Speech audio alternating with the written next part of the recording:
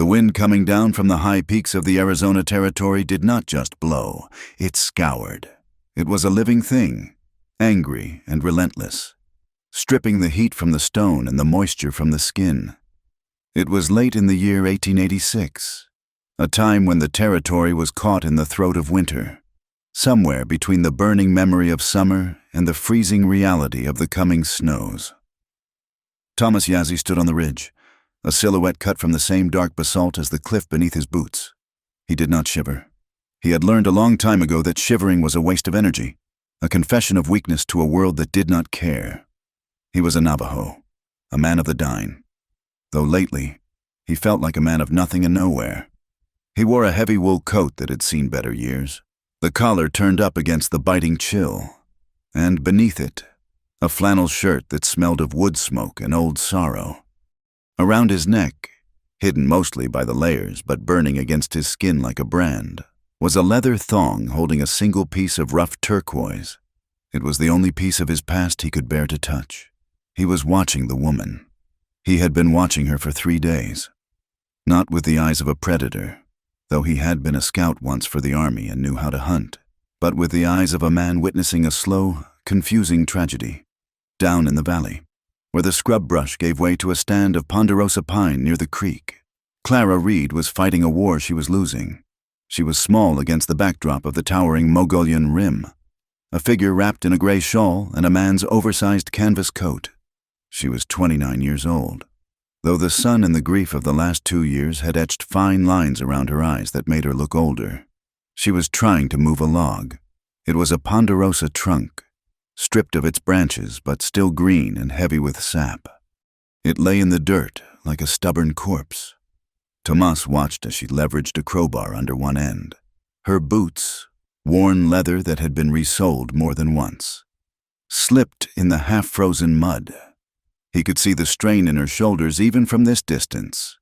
She threw her weight against the iron bar. The log groaned, rolled perhaps 6 inches, and then settled back into the earth with a dull thud as her foot slipped. She fell hard onto her hip. Tomas took a half-step forward on the ledge, his hand instinctively twitching toward the rope coiled at his belt. It was a reflex, the urge to aid a creature in distress, but he stopped himself. He planted his boots firmly back on the rock. He was not a part of this. He was a ghost haunting these hills. Ghosts did not drag timber for white women who were foolish enough to claim land a woman could not hold alone. Clara lay in the mud for a long moment. The cold seeped through her skirts, biting at her skin. She looked up at the gray sky, gasping for air. Her breath plumed out in white clouds, vanishing instantly in the wind. "Get up," Clara whispered to herself. Her voice was raspy, dry as the dust. "You do not get to lie down. Clara, not yet." She rolled onto her knees, pushing herself up with hands that were raw and blistered. She had gloves, but they were thin, meant for gardening, not for hewing a home out of the wilderness. She looked at the log. It was the 4th one she needed for the south wall. She had 4 logs. She needed 40 more just to make it livable before the heavy snows came. She walked back to the heavy iron chest that sat under the shelter of a canvas tarp stretched between 2 saplings. The chest was her inheritance. It belonged to her husband, Silas. He had been a miner, a man who believed gold was just 1 shovel turn away. He had died not in a collapse, but of a fever that burned him out in 3 days, leaving Clara with nothing but his debts. This chest of carpentry tools he had rarely used, and a piece of paper granting her this claim of land near Willow Creek. She opened the chest. The smell of oiled metal and sawdust rose up, a scent that was sharper and cleaner than the smell of sickness that haunted her memories. She took out a heavy hammer and a wedge. "1 log at a time," she said, the mantra she had repeated since she left the boarding house in the city. 1 log, up on the ridge. Tomas narrowed his eyes. He saw her abandon the crowbar and pick up the sledgehammer. She was going to try to split it, or perhaps drive a stake to leverage it. It was smart, but she did not have the weight behind the swing. He remembered the last time he had built a home. It had been a hogan, built with his brothers, singing songs that wove blessings into the wood. His wife, Shima, had brought them water mixed with cornmeal. There had been laughter. There had been a future.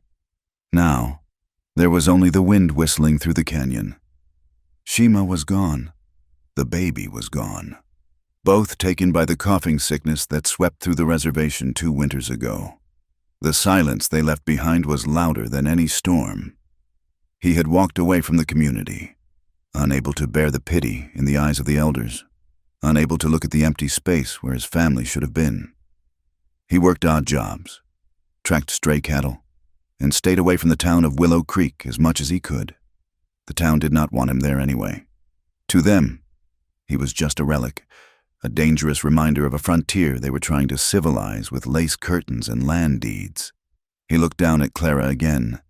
She swung the hammer. It struck the wedge with a metallic clank that echoed off the canyon walls. She is going to hurt herself, he murmured in his own tongue. He should leave. He should turn his horse, a roan mare tied to a scrub oak behind the ridge, and ride back to his solitary camp 3 miles up the slope. But he stayed. He watched her breath steam in the cold air. It looked like a spirit escaping her body, over and over again. Clara wiped sweat from her forehead with the back of her sleeve, leaving a streak of mud across her pale skin. She was exhausted down to her bones. Her back screamed in protest with every movement. But looking at the foundation she had started, just a rectangle of stones and 3 logs laid out in the dirt, gave her a terrifying kind of hope. It was pathetic, really, a few sticks in the dirt. But it was hers. It was the only thing in the world that was hers. The town of Willow Creek was 5 miles to the east. She could feel its judgment even from here. When she had gone to the land office to register her presence, the clerk, a man with watery eyes and ink-stained fingers, had looked at her over his spectacles with open disdain. "A woman alone, Mrs. Reed," he had asked, emphasizing the Mrs., as if it were a costume she was wearing. "Out by the creek. That is a rough country, Apache country, some say, though mostly it is just coyotes and drifters now. Not a place for a lady. I am not asking for a tea invitation, sir," Clara had replied, keeping her chin high. "I am asking for my deed stamp." "Suit yourself," he had sniffed, stamping the paper with unnecessary violence. "But do not expect the sheriff to come riding every time you hear a twig snap. We have limited resources." She had walked out of the office, feeling the eyes of the men on the porch burning into her back. They whispered. She knew what they said. That she was foolish. That she was looking for a husband. That she would be gone by Christmas, running back to civilization or dead in a drift. Let them talk. Clara swung the hammer again. Clang! The wedge bit into the wood. She was not trying to split the log. She realized. She was trying to create a notch, a purchase point so she could roll it. It was clever. Tomas felt a reluctant flicker of admiration. Most people from the East, especially the women, looked at the land as something to be viewed through a window. This woman was wrestling with it. He shifted his weight. The leather cord at his throat felt tight. Why was he watching her? It was not just curiosity. It was something else, a recognition. He saw the way she stopped after every few swings to look around, scanning the tree line. She was afraid. She had the hyper-awareness of prey. He knew that look. He had worn it himself for years. The sun began to dip behind the peaks, casting long, purple shadows across the valley. The temperature, already low, began to plummet. The wind picked up, howling through the needles of the pines with a sound like rushing water. Clara dropped the hammer. She had moved the log 4 feet. It was not enough. It was nowhere near enough. She sank down onto the trunk, her chest heaving. She put her face in her hands. For a moment, Thomas thought she was crying. He tensed, ready to turn away. He could handle blood. He could handle anger. But he could not handle a woman's tears. They were too close to the memory of Shima weeping over the empty cradle. But when Clara lifted her head, her eyes were dry. They were red-rimmed and fierce. She stood up, her legs shaking, and walked to the canvas shelter. She began to gather dry kindling. She was not giving up. She was preparing for the night. She struck a match, shielding the tiny flame with her body against the wind. It took 3 tries before the tinder caught. A small, orange glow bloomed in the gathering dark. It was a pathetic fire against the immense, crushing blackness of the territory at night. But it was light. Tomas felt a strange ache in his chest. It was a physical sensation, like a bruise being pressed. He wanted to go down there. He wanted to take his axe, which was sharper and heavier than hers, and notch that log in 3 strokes. He wanted to help her lift it. He wanted to sit by that fire and feel the warmth. He touched the turquoise stone again. No, helping her would be a complication. Helping her would mean speaking, and speaking would mean opening the door he had nailed shut. The town hated him. They tolerated him only because he'd been a scout and stayed invisible. If he was seen lurking around a white woman's camp, the rumors would fly faster than a hawk. They would say he was a savage, a threat. They would say she was loose, a traitor to her kind. And deeper than that, he feared the connection. To help her build a house was to acknowledge that homes could still be built, that life could continue. He was not ready to admit that. He was a man mourning the sun. He had no business lighting candles, building a cabin 1 log at a time. He whispered to the wind. "You will freeze before the roof is on, woman." But he did not leave, not yet. Down below, Clara warmed her hands over the fire. She took a piece of hard tack and some dried beef from a tin box. Her dinner. She chewed slowly, her eyes fixed on the darkness beyond the firelight. She felt watched. It was a prickling on the back of her neck, a primitive instinct that she hadn't known she possessed until she came here. She stood up, her hand dropping to the heavy revolver she kept in her apron pocket. It was Silas's gun, a Colt Navy that was too heavy for her, but she had practiced until she could hold it steady with 2 hands. "Who is there?" she called out. Her voice was swallowed by the wind. There was no answer, just the rustle of the pine boughs and the distant yip of a coyote. She scanned the ridge line. It was just a jagged tear in the starry sky. She thought she saw a shape there, something solid and unmoving, distinct from the rock. A man, a bear. She pulled the hammer of the gun back. Click! The sound was loud in the silence. "I am armed," she shouted, her voice gaining a hard edge. "And I am not afraid to shoot." On the ridge, Thomas stepped back into the deeper shadows. She had good instincts, a little jumpy, but good. He respected that. He turned to his horse, putting a hand on the mare's warm neck to steady himself. He needed to go. The night was taking hold, and the cold was dangerous for anyone not moving. He mounted the horse in one fluid motion, the leather of his saddle creaking softly. He looked back one last time. The tiny fire was a pinprick of defiance in the vast, indifferent wilderness. He knew, with a sinking feeling in his gut, that he would be back tomorrow. He told himself it was just to make sure she didn't burn the forest down. He told himself it was because the ridge offered the best vantage point for tracking games. But as he rode away under the vast canopy of stars, the truth sat heavy in his heart. He would go back because watching her fight for a life she barely understood made him feel, for the first time in 2 years, that he was not entirely dead. Clara stood by the fire for a long time after she thought the presence had gone.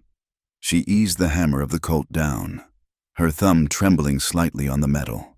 She sat back down on the log she had fought all day, and wrapped her coat tighter around herself. She looked at the unfinished walls, 3 logs high on one side, 2 on the other. Gaps you could put a fist through. It was pathetic. It was impossible. "Silas," she whispered to the empty air. "I do not know if I can do this." The wind gusted, sending sparks swirling up into the night.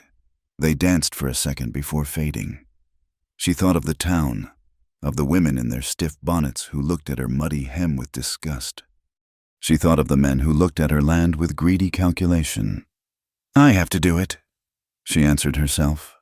She lay down on the bedroll she had spread near the fire, pulling the canvas tarp over her. The ground was hard and cold, leaching the warmth from her body. She stared at the stars.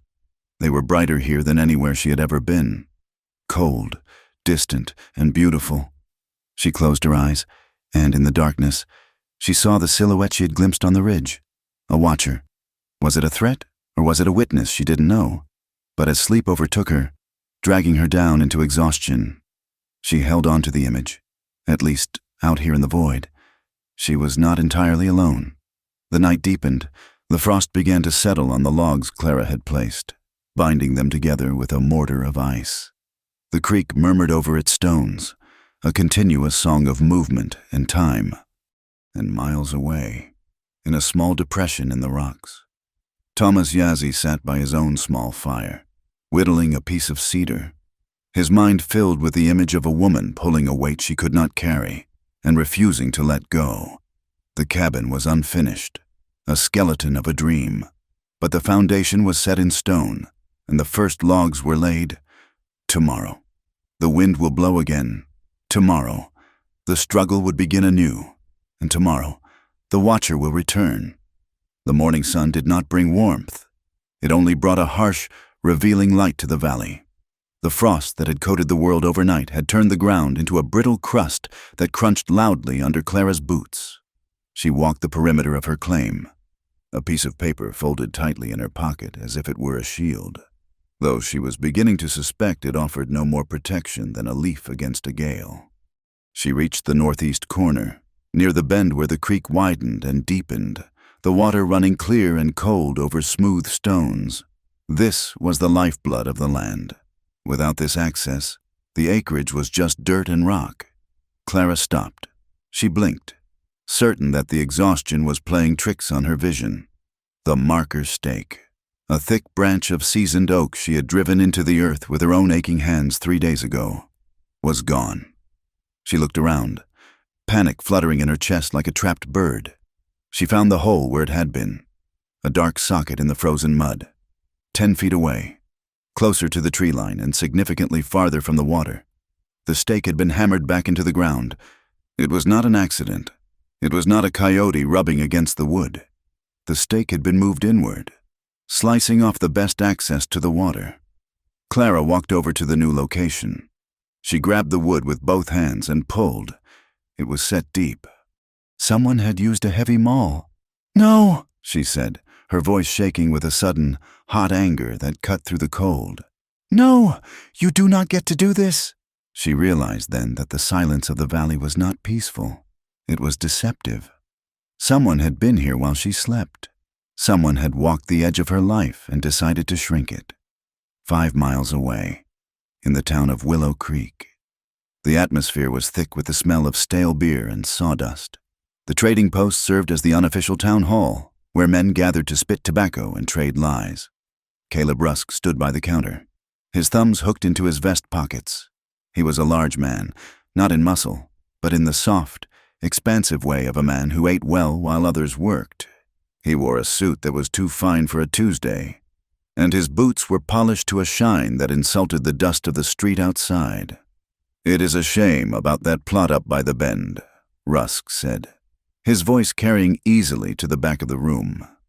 He was speaking to the storekeep, but he was performing for the 3 cattle hands loitering near the stove. Prime grazing land, wasted on a sentimental fancy. "The widow Reed seems determined. Mr. Rusk," the storekeep said, weighing a sack of flour. "She bought nails yesterday, paid in silver."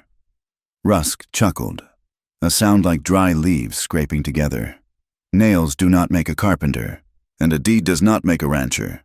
The territory is unforgiving. I have seen the land office maps. There are irregularities in the survey. It would be a mercy, really, if she moved on before winter truly sets in. That water rights issue is going to be a tangle for a woman alone." He turned to the room, his eyes hard and bright. "I plan to run 500 head of cattle through that valley come spring. My legal team in Tucson is already drafting the annexation papers. It is practically done." The men by the stove nodded. They knew better than to disagree with Caleb Rusk. He did not use a gun himself. He used paper, and when paper failed, he used men who had no names and no qualms. "It is better for everyone," Rusk added, smoothing his mustache. "Civilization requires order. We cannot have strays cluttering up the future." Night fell over the cabin site like a heavy wool blanket. suffocating and absolute. The wind had changed direction, coming down from the north now, carrying the distinct, metallic scent of snow. The temperature plummeted. Clara could feel the cold seeping through the gaps in her unfinished walls. She had managed to raise the logs to waist height, but it was nowhere near enough to stop the wind. She had retreated to the canvas lean-to, huddling close to her small fire. She could not sleep. The image of the moved stake burned in her mind. She sat with the heavy Colt Navy revolver in her lap, her hand resting on the walnut grip. Every snap of a twig, every rustle of the pine needles sounded like a footstep. Then she heard it. It was not the wind. It was the distinct, rhythmic crunch of a boot on frozen grass. Clara stood up, kicking dirt over her fire to douse the light. Darkness swallowed her immediate surroundings, leaving her blind but also hidden. Her heart hammered against her ribs, a frantic rhythm that made her hands shake. "Who is there?" she whispered, too terrified to shout. She squinted into the gloom. Near the stack of seasoned logs she had spent her savings to haul from the timber yard, she saw a shadow. It was a man. He was crouching low. Clara raised the heavy pistol. She had to protect the wood. Without that wood, she had no home. Without a home, she had no survival. "Get away from there!" she yelled, her voice cracking. The shadow did not run. Instead, she heard a sound that confused her, the glug of liquid pouring from a metal container. Then, the smell hit her. It was sharp, pungent, and terrifying. Coal oil. He was not stealing the wood. He was going to burn it. "I said get away!" Clara cocked the hammer. She took a step forward, leaving the cover of the lean-to. At that exact second, the darkness to her left exploded into motion.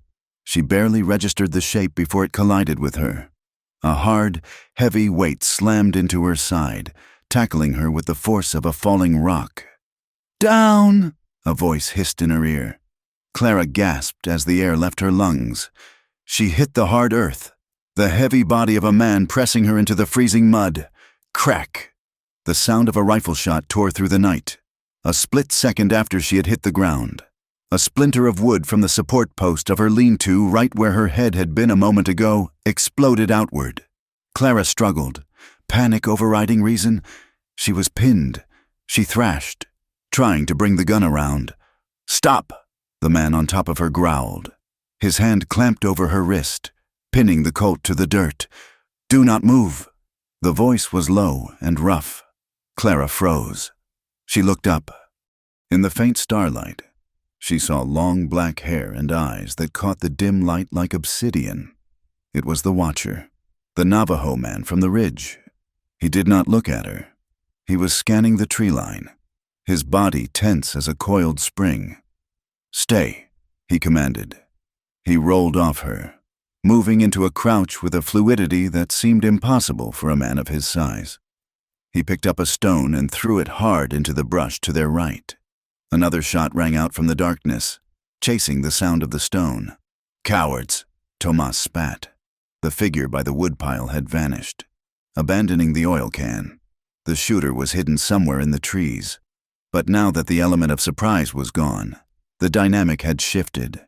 These were men who preferred easy targets, sleeping women and stationary objects. They did not want to fight in the dark with something that hunted back. Silence stretched out, tense and vibrating. After 5 minutes, Tomas stood up slowly. He listened to the wind. "They are gone," he said. Clara scrambled to her feet, her dress heavy with mud. She was shaking violently, though she could not tell if it was from the cold or the terror. She gripped the pistol with both hands, pointing it vaguely at Tomas. "You," she stammered. "You attacked me." "I saved you," Tomas said. He did not look at the gun. He walked over to the woodpile and kicked the metal canister that had been left behind. It clanged dully. "Smell this." Clara lowered the gun slightly. The stench of kerosene was overpowering. "They were going to burn the timber," Tomas said. He looked at her then, his face impassive, masking the adrenaline coursing through his own blood. "And the man in the trees was going to make sure you did not put the fire out." "Why?" Clara asked. The word was a sob she refused to release. "I have nothing worth stealing." "They are not thieves," Tomas said. "They are hired guns. Sweepers." "Sweepers.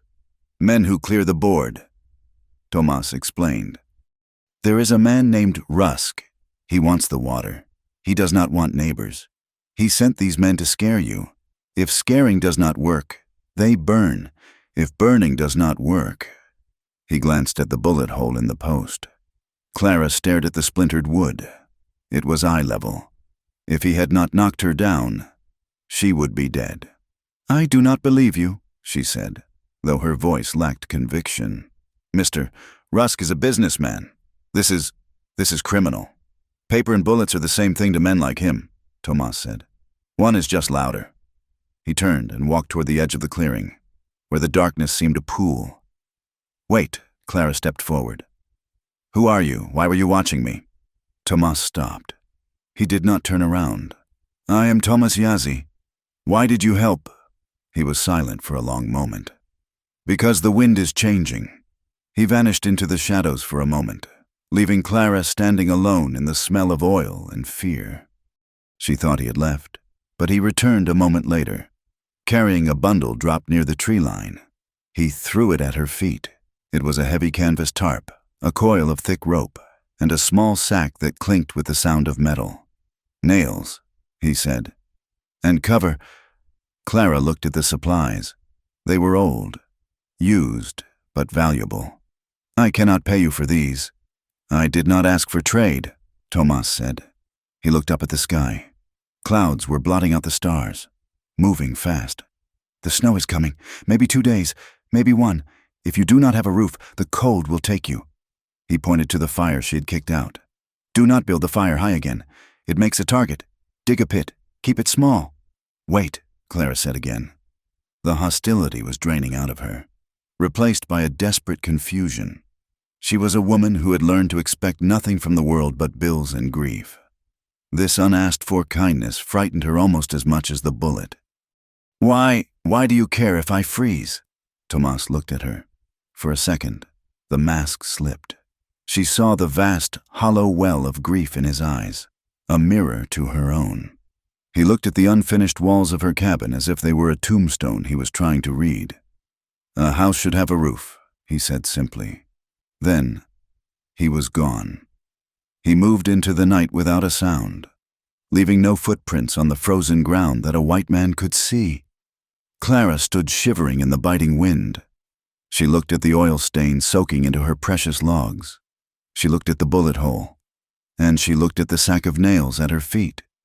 She realized then that the war had already started. She had thought she was building a home, but she was digging a trench.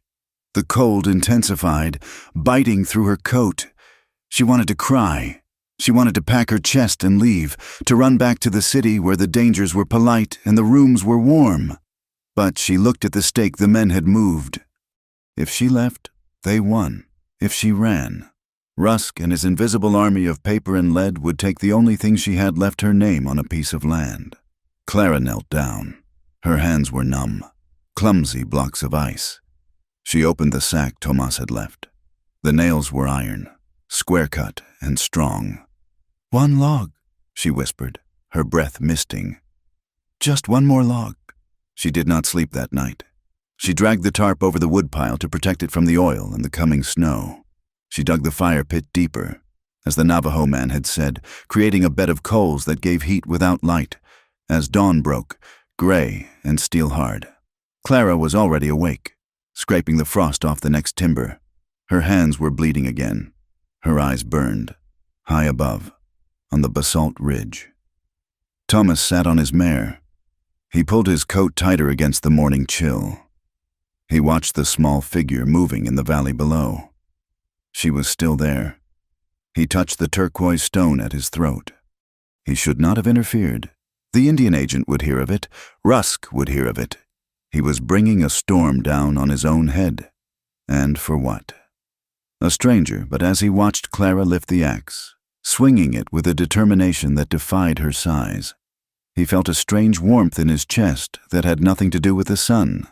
It was the dangerous spark of purpose. She was not just a white woman on stolen land. She was a fighter standing in the ashes, refusing to burn.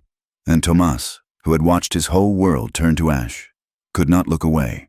The sun had not yet crested the Mogollon rim when Tomas Yazzie rode into the clearing. The world was gray, suspended in that frozen breath between night and day. He did not announce himself. He simply dismounted, tied his roan mare to the same scrub oak as before, and walked toward the stack of timber. Clara was already awake. She was kneeling by the fire pit, blowing on the stubborn coals, her face smudged with soot and exhaustion. When she heard his boots on the hard earth, she stiffened, her hand going instinctively to the heavy pocket of her coat where the Colt Navy rested. She saw him and let out a breath that was half relief, half tension. He did not look at her. He walked straight to the log she'd been wrestling with the day before. He ran a hand along the rough bark, checking the grain. Then, he pulled a small, sharp hand axe from his belt and unhooked a measuring string made of knotted rawhide. "The sap is frozen," Tomas said. His voice was rough, like gravel rolling in a dry creek bed. "It cuts cleaner when it is frozen, but if you strike it wrong, it splinters." Clara stood up, wiping her hands on her apron. "I did not ask you to come back." Tomas looked at her then. His face was a map of sharp angles and stoic reserve, but his eyes were alive. The wood does not care who asks. It only cares how it is cut. He gestured for her to come closer. He pointed to the end of the log. "You are cutting the notches square. That is why your wall wobbles. The wind here blows from all 4 directions.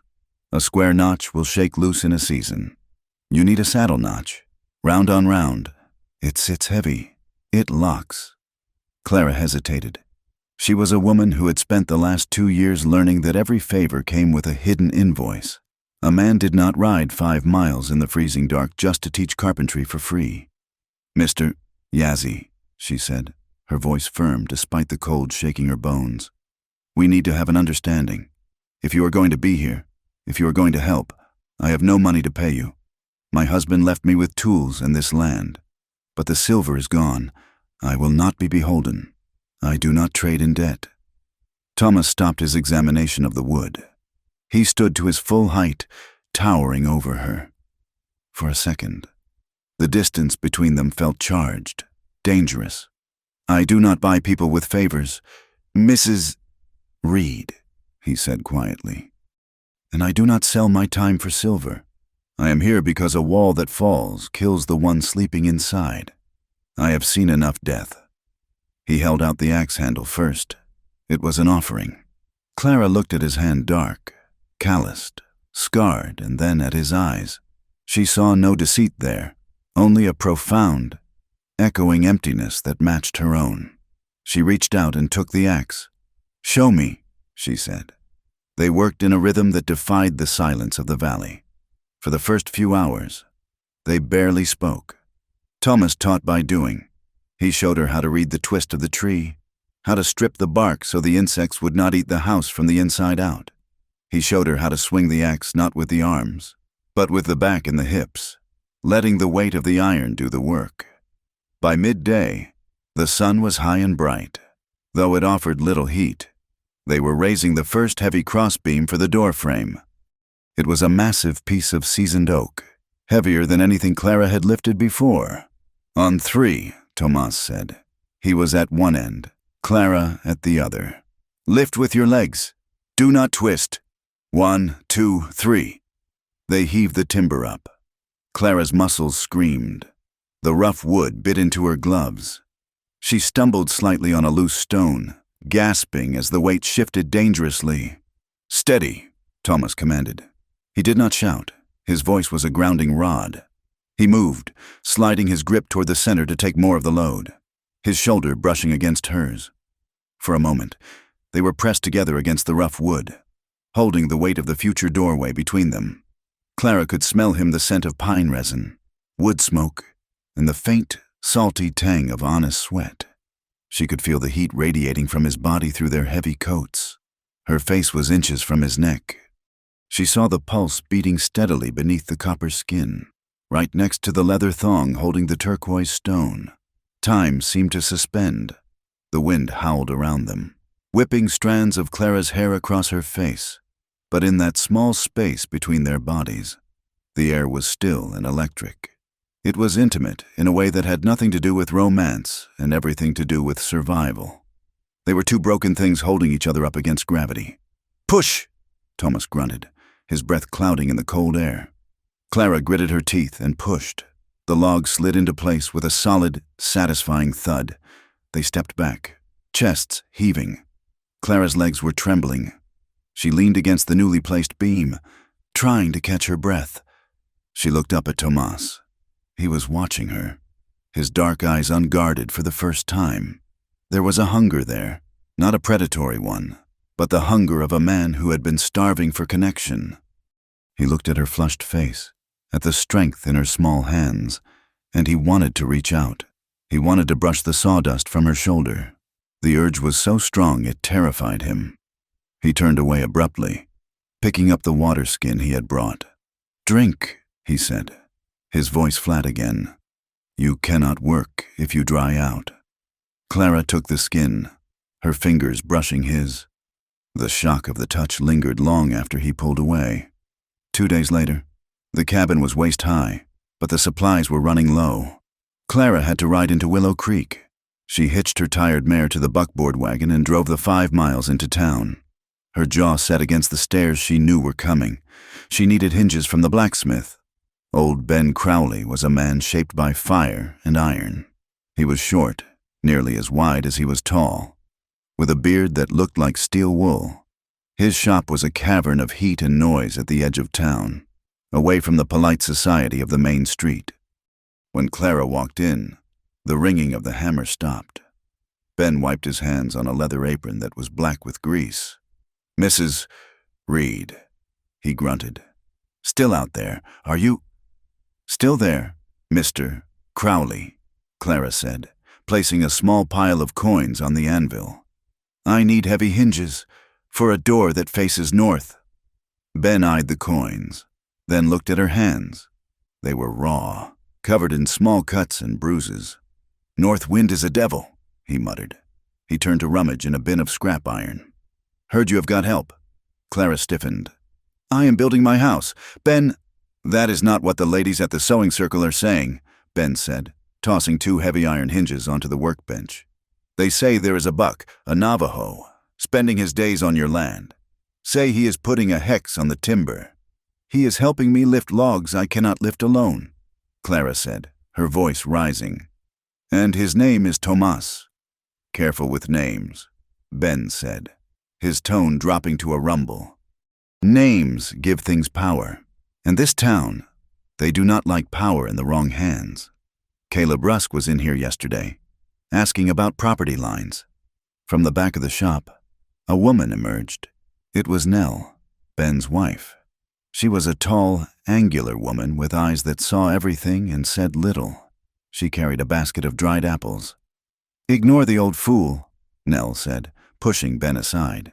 She looked Clara up and down. "You are thin, girl. The wind will blow you away." "I am strong enough," Clara said. Nell reached into a jar on the shelf and pulled out a handful of dried moss. "Take this. Mix it with the clay when you chink the logs. Mix it with mud and straw. If you use just mud, it will crack when the freeze comes deep. The moss holds it together, like a web." Clara took the moss, surprised. "Thank you, Mrs. Crowley. And watch your back," Nell added, her voice low. "Sunday is coming. The church folk need a sinner to feel holy. Do not give them one." The warning was prescient. On Sunday, Clara rode into town not for church, but to the trading post.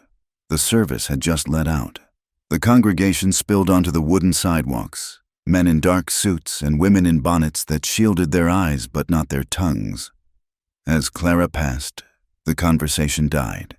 It was a wave of silence that followed her. She heard the whispers hiss like steam escaping a valve. "That is her, living like a savage. I heard she invited him in. Can you imagine? It is unnatural. A woman alone with an Indian." Clara kept her head high, staring straight ahead, but her face burned.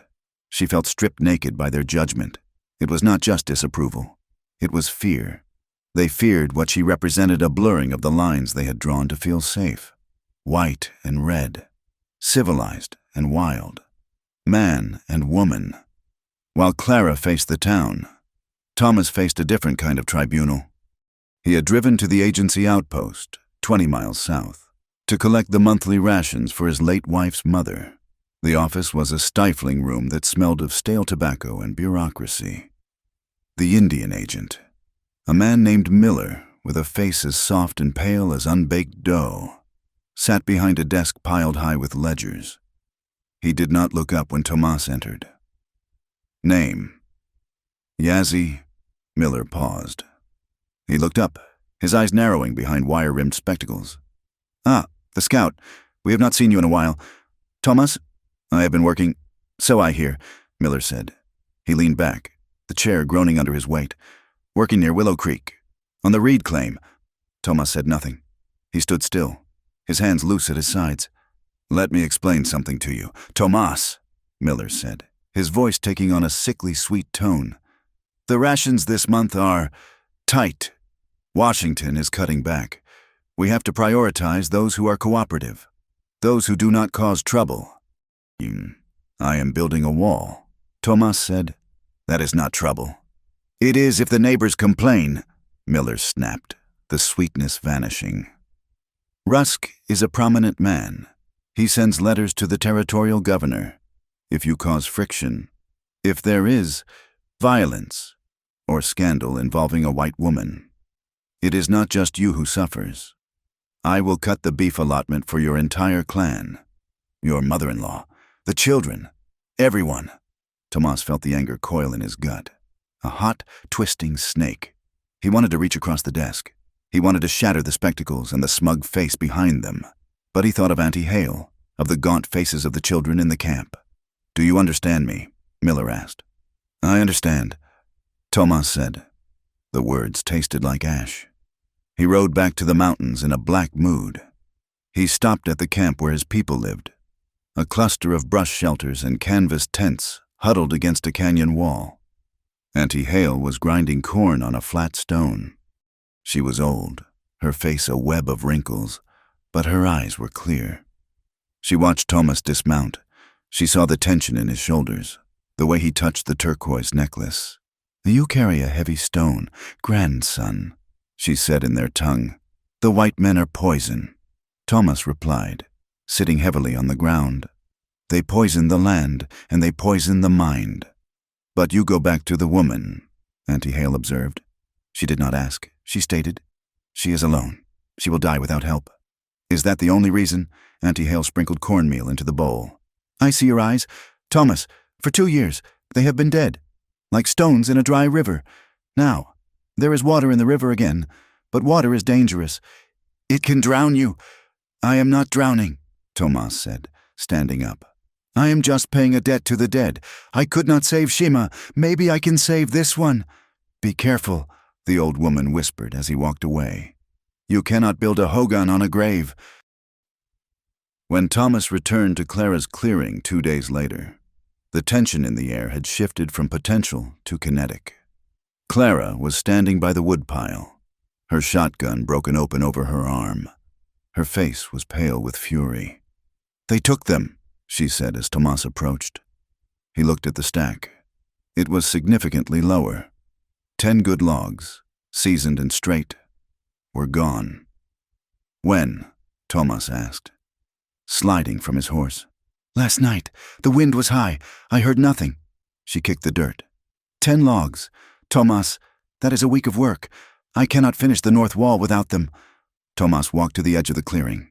The ground was frozen hard, but his eyes were trained to see what others missed. He saw a crushed blade of grass, a scrape on a rock where a boot had slipped, a broken twig on a hemlock bush at shoulder height. 3 men, he said quietly. A wagon with a bad wheel. It drags. He began to walk toward the tree line, his hand going to the knife at his belt. The trail was clear to him. They had taken the logs east, toward the ravine where Rusk's cattle grazed. Clara followed him. Where are you going? To get them back. No, she said. Tomas stopped and turned. They are yours. We take them back. If you go there, Clara said, her voice trembling, they will kill you, or they will say you attacked them. You know what the law here does to a Navajo who confronts a white man. Tomas looked at the trail. He could catch them in an hour. He could cut the traces of their wagon and take the wood. He could make them bleed for this theft. The warrior in him screamed for it, but Miller's voice echoed in his head. I will cut the beef allotment for your entire clan. He looked at Clara. She was terrified, not for the wood, but for him. We cannot fight them with guns, Clara said. Not yet. Rusk wants a fight. He wants a reason to bring the sheriff. Thomas unclenched his fist. The shame of it burned him. He was a warrior who had been gelded by threats of starvation. Then we cut more wood, he said, his voice hollow. We start again. The next week was a blur of exhausting labor and mounting dread. The days grew shorter, the light failing by 4 in the afternoon. They worked with a desperate intensity. Montage. The sound of the axe echoing against the canyon walls. A steady, rhythmic heartbeat of resistance. Clara mixed mud and moss, her hands caked in freezing slurry, jamming it into the cracks between the logs. Thomas riding patrol on the ridge at night, a shadow guarding a shadow, never coming down to the fire, keeping his distance to protect the community he had left behind. A dead coyote left on the unfinished doorstep one morning, a message. Clara burying it without a word. The first snowflakes drifted down, melting on the hot metal of the wood stove they had finally wrestled into place. The cabin was taking shape. It was rough, ugly, and scarred. But it stood. 4 walls, a door made of heavy planks, a roof that was half finished, covered in canvas and pine boughs where the shingles were missing. It was late one evening when the exhaustion finally overtook them. They had been working on the roof support since dawn. The wind was biting, carrying ice crystals that stung the skin. They retreated inside the shell of the cabin. Clara lit a small fire in the temporary hearth. The warmth was feeble, but it felt like a miracle against the biting cold outside. Clara sat on a crate, her head drooping. She was holding a tin cup of coffee, but she didn't have the strength to lift it. Her eyes fluttered shut, the cup tilted in her hand. Tomas reached out and gently took the cup before it spilled. Clara murmured something unintelligible and leaned back against the rough log wall. Within seconds, she was asleep, her breathing deep and even. Thomas sat on the dirt floor across from her. The firelight danced on her face, softening the lines of worry, highlighting the stubborn set of her jaw. She looked fragile in sleep, small and breakable. He looked around the cabin. It was small. It smelled of raw pine and wet earth. It was nothing like the hogan he had shared with Shima, yet it felt dangerously familiar. It felt like a home. He looked at Clara's hands, resting in her lap. They were scared, just like him. A terrible ache bloomed in his chest. He wanted to stay. He wanted to unroll his blanket right there, by the fire, and guard her sleep. He wanted to wake up in the morning and see her there. But he saw the ghost of Shima in the flickering shadows. He heard the agent's threat. He heard the whispers of the town. He was a danger to her. His presence was a match waiting to strike. I cannot keep you safe, he whispered to the sleeping woman. I can build your walls, but I cannot stop the wind. He stood up silently. He placed the cup on the floor. He adjusted the blanket around her shoulders, his hand lingering for just a second on the wool. Then, he turned and walked out into the cool night. He mounted his horse and rode up to the ridge. He stopped at the precipice, looking down at the cabin. Smoke curled from the chimney, a thin gray line against the black sky. It was the only light in the valley. It was a beacon, and like a moth who knows the flame will burn his wings. Thomas stared at it, unable to look away, yet knowing he had to fly back into the dark. The paper that arrived 3 days later was heavy, cream-colored, and sealed with wax that looked like a drop of dried blood. It was nailed to the unfinished door frame of the cabin while Clara was down at the creek breaking ice to fetch water. When she returned, carrying 2 heavy buckets that strained her shoulders, she saw the white rectangle fluttering in the biting wind. It looked alien against the rough, dark bark of the oak logs. Clara set the buckets down, water sloshing over the rims and freezing instantly on the hard ground. She pulled the nail free. Her hands, wrapped in woolen rags inside her leather gloves, were clumsy. She read the document standing in the freezing mud, her breath clouding the ink. Notice of inquiry regarding the claim of Clara Reed, filed by Mr. Caleb Rusk on behalf of the Willow Creek Cattle Association. Allegations: failure to meet habitation standards, squatter status, and moral turpitude unfit for a landholder. Inspection and public hearing set for the 12th of November. The 12th? Clara looked at the gray sky. That was 10 days away. 10 days. The letter went on, the language legal and winding, designed to choke the hope out of anyone who did not have a lawyer in the family. It demanded proof of a substantial dwelling, including a sealed roof, a hanging door with a lock, a functioning hearth, and clear evidence of permanent residence. If these conditions were not met to the satisfaction of the land commissioner, the claim would be voided and the land opened for auction. Clara crushed the paper in her fist. Caleb Rusk was not waiting for winter to kill her. He was bringing the winter himself. She looked at her cabin. It was a shell. The roof was still mostly canvas and pine boughs, leaking whenever the snow melted. The door was a hole in the wall covered by a blanket. The stovepipe was rigged with wire, but rattled dangerously in the wind. 10 days, she whispered. It is impossible. But as she stared at the crushed paper, the despair turned cold and hard in her stomach. It was the same feeling she had when the mine boss told her there was no pension for Silas. It was the refusal to be erased. She shoved the paper into her pocket and picked up the water buckets. If she was going to lose, she would lose standing up, with a hammer in her hand. Tomas knew about the letter before Clara showed it to him. News in the territory traveled faster than a telegraph wire, carried by the invisible network of gossip and malice.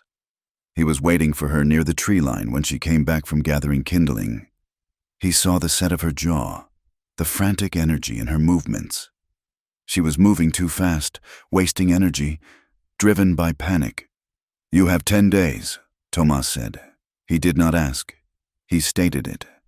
Clara dropped the wood. "You know, I heard it at the trading post. Rusk is telling everyone he will have his cattle grazing here by Christmas." "He is a thief," Clara said, her voice shaking. "He uses the law like a club." "The law was written by men like him for men like him," Tomas said. He walked over to the stack of lumber. It was dangerously low after the theft. "We need more wood for the roof shingles, and we need iron for the door latch. The canvas will not pass inspection." "I have no money for iron," Clara said sharply. "And I cannot cut shingles fast enough alone." "You are not alone," Tomas said. He picked up the froe, the L-shaped tool used for splitting shingles.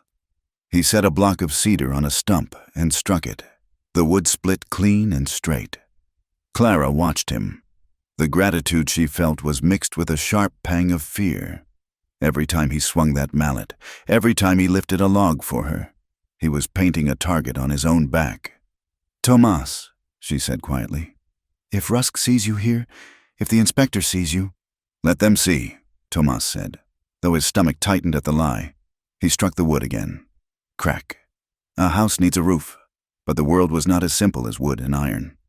The next day, Tomas rode south to the agency to appeal for more grain for the winter.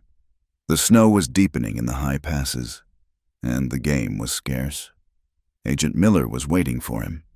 He stood on the porch of the agency office, smoking a cigar that smelled of vanilla and rot. "Tomas," Miller said, smiling without showing his teeth. "I hear you have been busy, very industrious." Thomas stayed on his horse. "I am here for the allotment. My mother-in-law is sick. She needs flour." Miller tapped the ash from his cigar onto the railing.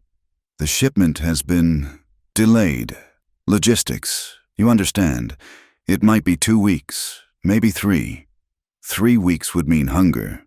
It would mean the old ones in the camp would weaken, and the sickness would take them." "There is food in the warehouse," Tomas said, looking at the locked shed behind the office. "I saw the wagons arrive yesterday." Miller's face hardened.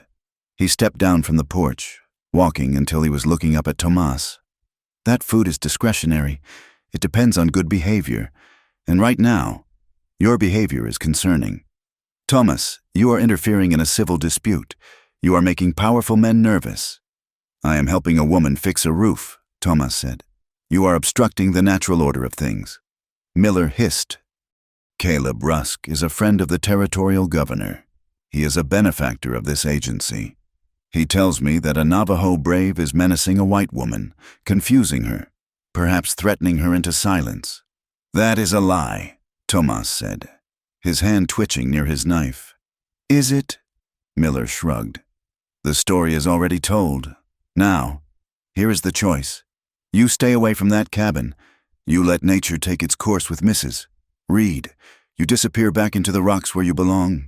If you do that, the flower will be released tomorrow. If you speak up for her, if you stand with her, well, winter is long, and I cannot guarantee your people will survive it. Tomas sat motionless. The wind bit at his face. He felt the weight of the turquoise stone against his chest, heavy as a millstone. He thought of Clara, fighting alone in the mud. He thought of the small, dark eyes of his niece, hungry in the camp. He was a warrior who had fought the Ute and the Apache. He had tracked enemies across 100 miles of desert. But he did not know how to fight this. He did not know how to fight a man who held bread in one hand and a pen in the other. I hear you, Tomas said. His voice was dead. Good, Miller smiled. Be a ghost, Tomas. It is safer. 5 days before the hearing, Clara had to go into town. She needed glass for the single window frame. A cabin without a window was considered a shed, and Rusk would use that technicality to evict her. She had sold her mother's silver locket to get the coins. She hitched the wagon and drove into Willow Creek. The town felt different. The air was charged with a static tension. People on the boardwalk stopped talking as she passed.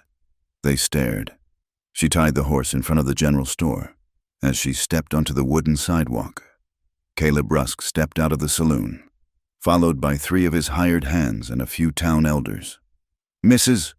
Reed! Rusk boomed. His voice was jovial, but his eyes were cold chips of flint. Preparing for your departure, I hope. I am buying glass for my window, Mr. Rusk, Clara said, clutching her reticule. I intend to stay. Stubbornness is not a virtue in a woman, Rusk said. Stepping closer, he blocked her path. A crowd began to gather. It was a market day, and the square was full. It is a tragedy waiting to happen, especially when that woman chooses unsavory company. Clara lifted her chin. My company is my own business. Is it? Rusk turned to the crowd. Neighbors, let me ask you, is it right for a Christian woman, a widow, to harbor a savage on her land, to let him sleep by her fire, to let him touch her? A gasp rippled through the crowd. The accusations were gross, twisted exaggerations, but they found fertile ground in the prejudice of the town. He helps me build, Clara cried out, her face flushing hot. He is a decent man, more decent than you. Decent, Rusk laughed. He is a killer, a scout who sold out his own kind and now preys on lonely women. We are trying to protect you, Mrs. Reed, from him, and from your own poor judgment. He is a friend, Clara shouted. She looked around the crowd, searching for a friendly face. She saw Ben Crowley, the blacksmith, looking down at his boots. Ashamed, but silent, she saw the minister turning away. And then, at the edge of the square, standing by the water trough, she saw him. Thomas. He was there. He must have ridden in to trade hides. He stood next to his roan mare, his body still as a statue. He heard every word. Clara's heart leaped. He is here, she said, pointing. Ask him. Tell them. Thomas, tell them you are just helping me build a roof. Tell them there is no sin in it. The crowd turned. 50 pairs of eyes bored into Thomas. Caleb Rusk turned slowly, a sneer curling his lip. Well, Rusk said, the ghost speaks. Tell us. Boy, tell us what you are doing in that cabin after dark. The silence that followed was louder than a gunshot. Thomas stood there. He looked at Clara. He saw the desperate plea in her eyes. She was begging him to validate her, to defend her honor, to be the man she knew he was. But in his mind, he saw the empty flour sacks. He saw Agent Miller standing with a key to the warehouse. He saw his niece coughing in the cold tent. If you speak, they starve. Thomas's hands clenched at his sides. The veins stood out on his forearms. Every instinct in his blood screamed at him to step forward, to knock Rusk into the dust, to stand beside this woman who had shown him kindness. But he was not a free man. He was a hostage to his people's survival. He looked at Clara. He looked right into her eyes. And then he looked down. He did not speak. He did not step forward. He turned to his horse, checked the cinch, and swung into the saddle. The crowd erupted in jeers and laughter. "See?" Rusk crowed. "Even the savage has enough shame to run. He knows what he did." Clara felt the world tilt. The ground beneath her boots felt like it was dissolving. It was not the laughter of the crowd that broke her. It was the back of Thomas's jacket as he rode away. He had left her when it mattered most. He had left her to the wolves. "Coward!" someone yelled after him. Clara stood frozen. The betrayal cut deeper than any knife. She had trusted him. She had let him into her space, into her silence. She had thought they were two soldiers in the same war, but he was just a man, and she was just a woman alone. She pushed past Rusk, ignoring his triumphant grin. She stumbled to her wagon, her eyes dry and burning. She would not cry, not in front of them. "Go home, Mrs. Reed," Rusk called out, his voice mockingly gentle. "Pack your trunk. The hearing is a formality now." Clara climbed onto the wagon seat. She snapped the reins, her hands shaking so hard she nearly dropped them. "I have no home," she whispered to the horses. "I have a house to finish." The ride back to the cabin was a blur of gray grief. When she arrived, the silence of the valley mocked her.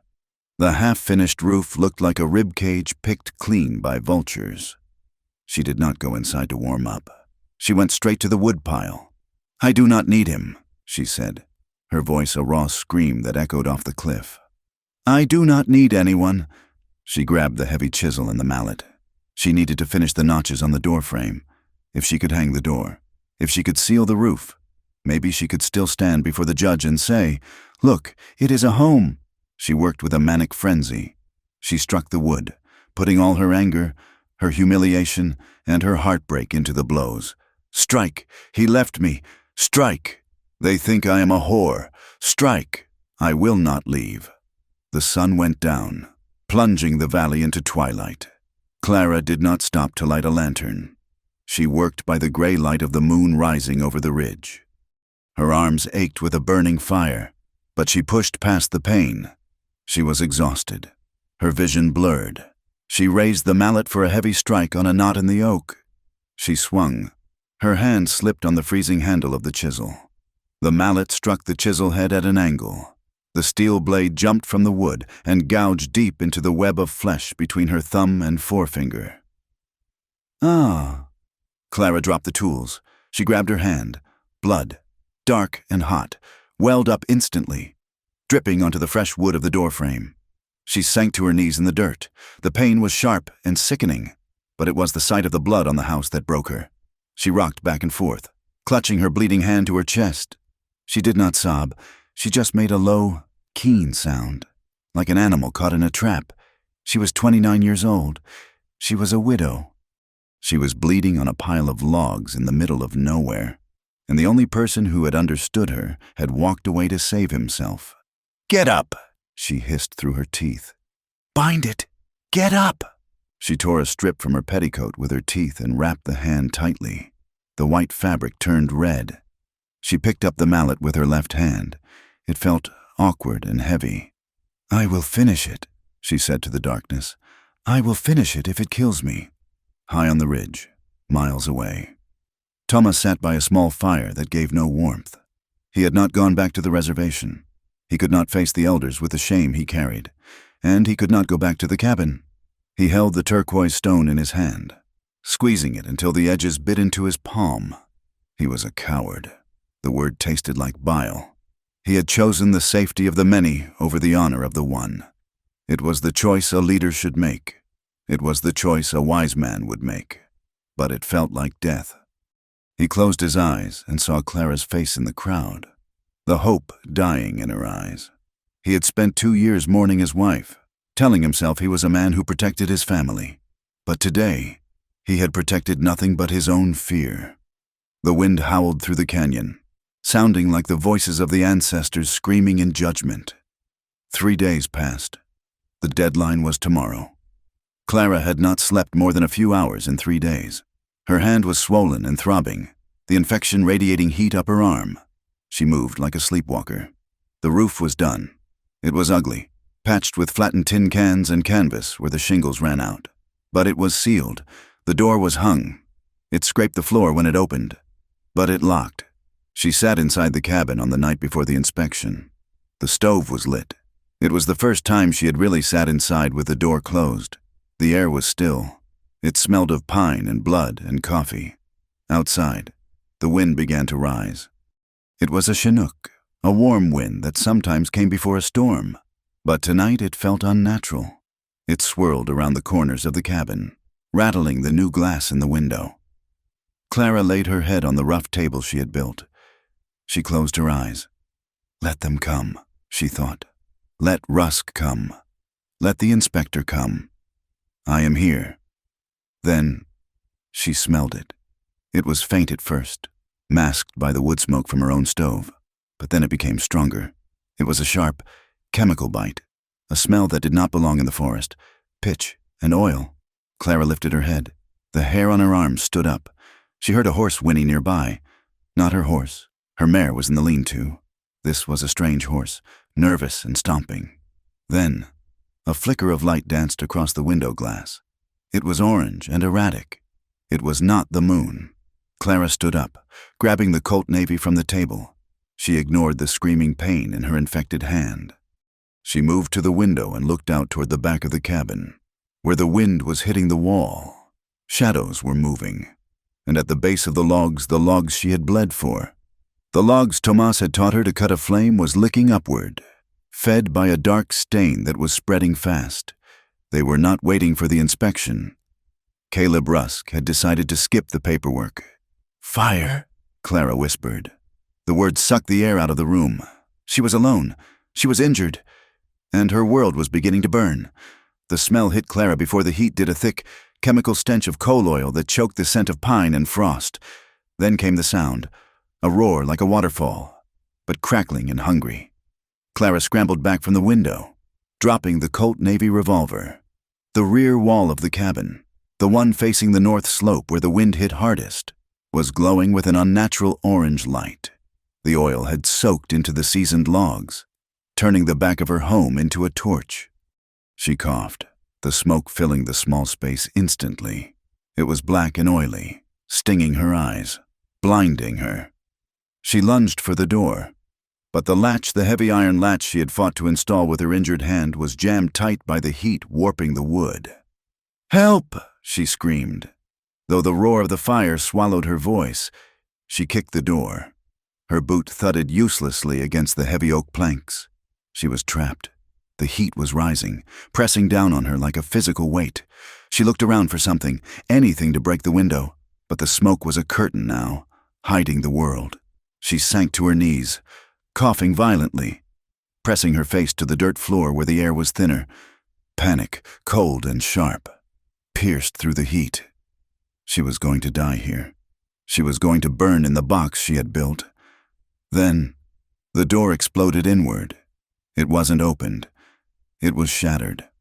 A boot struck the wood near the latch with the force of a battering ram, splintering the frame. The door swung open.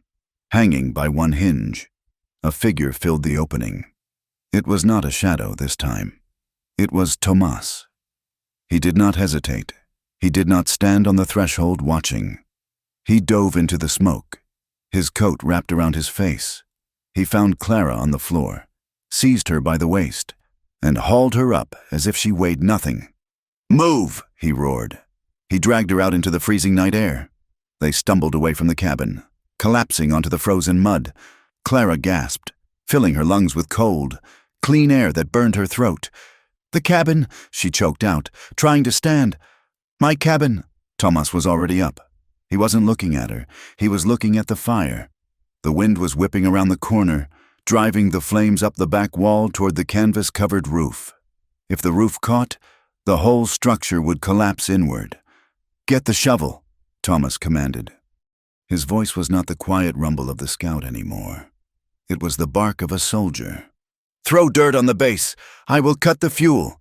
He ran toward the back of the cabin, grabbing an axe from the chopping block. He didn't attack the fire directly. He attacked the brush and the small lean-to where the firewood was stacked against the wall. He hacked at the connecting beams, severing the fuel source, dragging burning logs away with his bare hands. Clara scrambled for the shovel. Her bandaged hand screamed in agony, the wound reopening, blood soaking the white cloth. But she did not stop. She shoveled dirt and snow onto the flames, licking at the foundation. "Let it burn," a voice called out from the darkness. Clara spun around. Caleb Rusk sat on his horse at the edge of the clearing.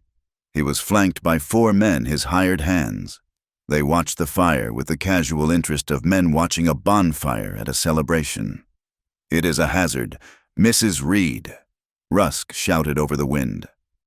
"Best let it go. We cannot have an unsafe structure threatening the forest." "Help us!" Clara screamed. "Damn you! Help us!" "And risk my men." Rusk shook his head, a mock expression of regret on his face. "No. We are here to ensure the fire does not spread to my grazing land.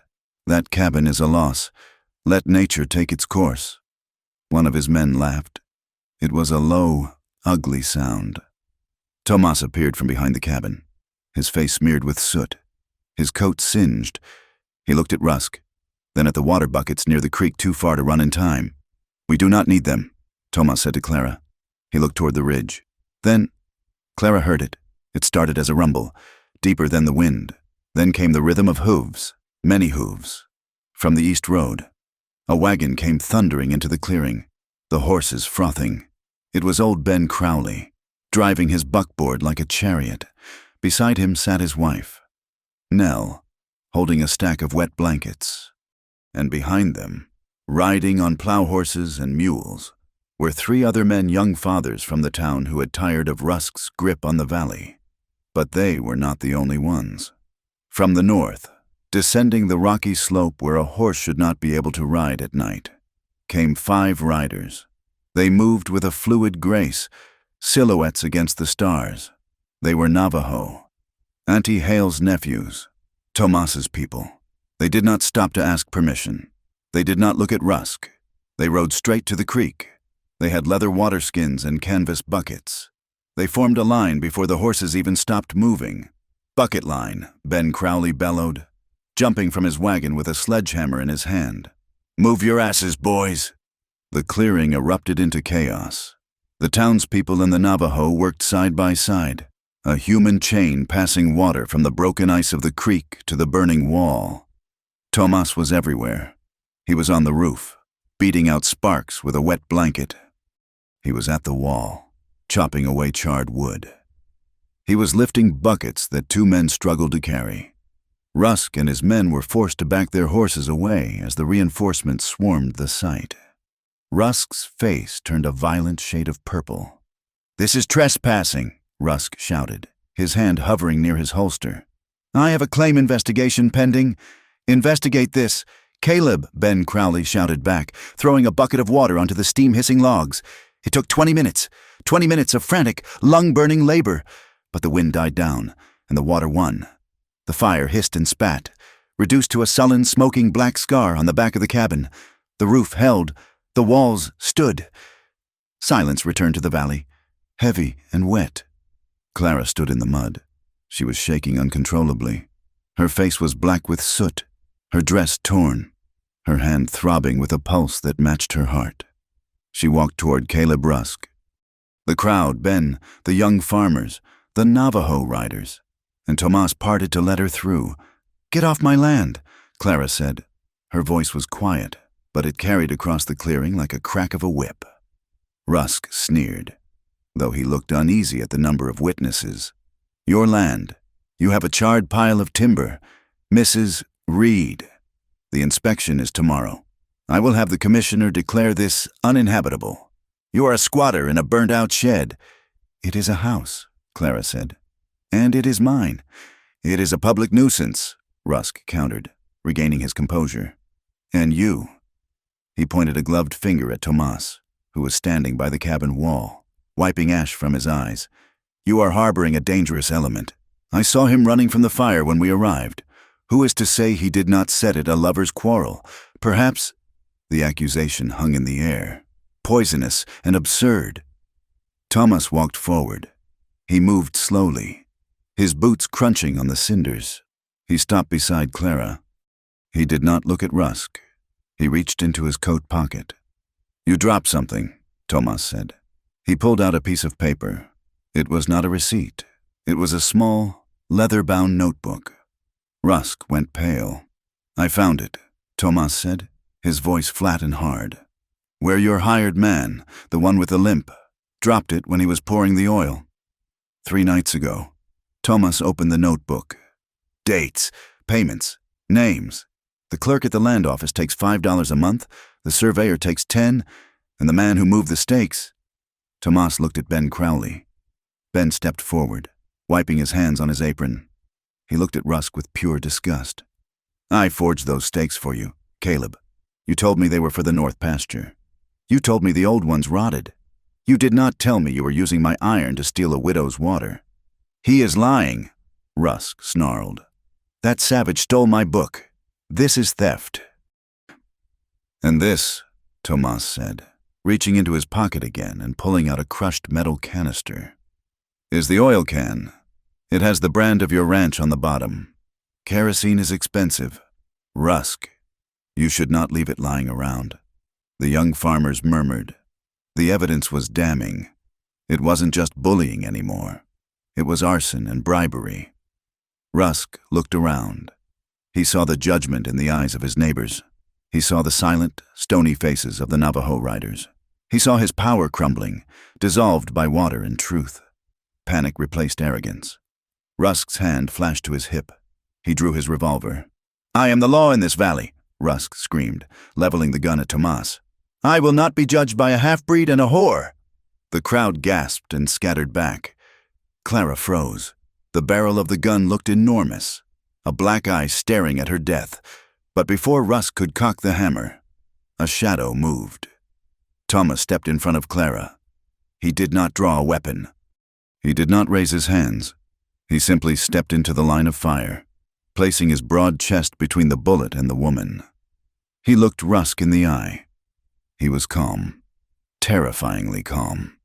If you want to hurt her, Tomas said, his voice low and vibrating with a lethal promise, you have to go through me, and you do not have enough bullets in that gun to finish what comes after.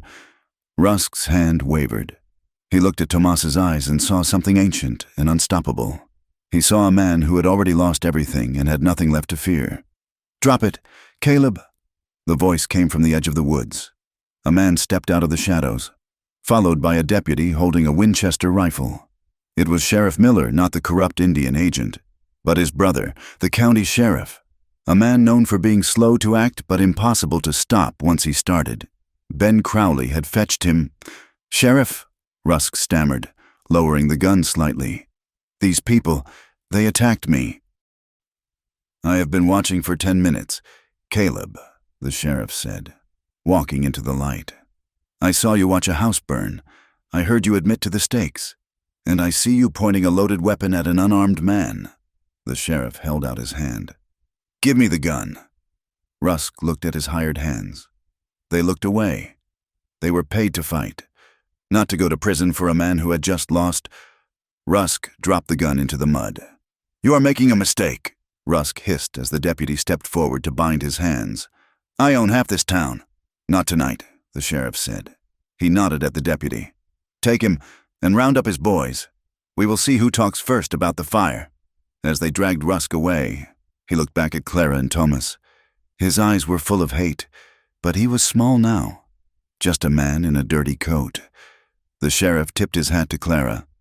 Mrs. Reed, I will need a statement in the morning. For now, try to stay warm." He looked at Tomas. There was a long pause. The sheriff had fought Apache in the wars.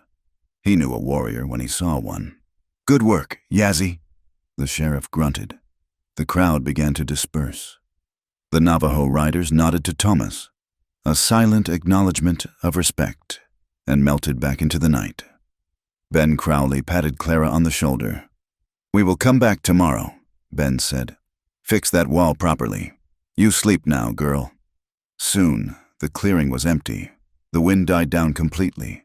Clara and Thomas were alone. They stood in the ruin of the dooryard. The smell of wet charcoal was overpowering. Clara turned to Thomas. He was looking at his arm. The sleeve of his coat was burned away, and the skin beneath was red and blistering. "You are hurt," Clara whispered. "It is nothing," Thomas said, turning away. "It is not nothing." Clara grabbed his good arm, spinning him around. Her eyes were fierce. Swimming with tears she refused to shed. "Stop it. Stop pretending you are stone. You came back." Thomas looked down at her. The adrenaline was fading, leaving him exhausted and exposed. "I could not stay away," he admitted, his voice cracking. "I tried, but the silence, it was too loud."